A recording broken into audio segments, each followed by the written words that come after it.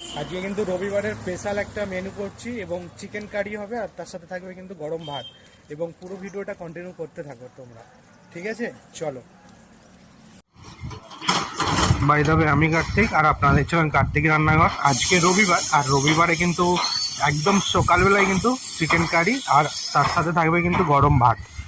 এখানে কিন্তু চিকেন কারিটা হয়ে গেছে, কত সুন্দর কালার এসেছে দেখো। ওহো,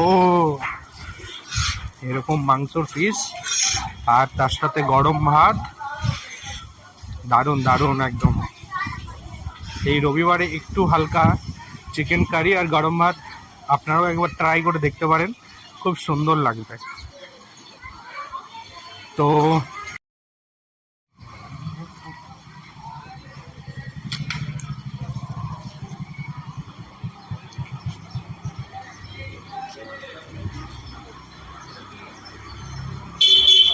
এখানে দেখো মাংসর পিসটা কত সুন্দর একদম সিদ্ধ হয়ে গেছে, একদম সফট।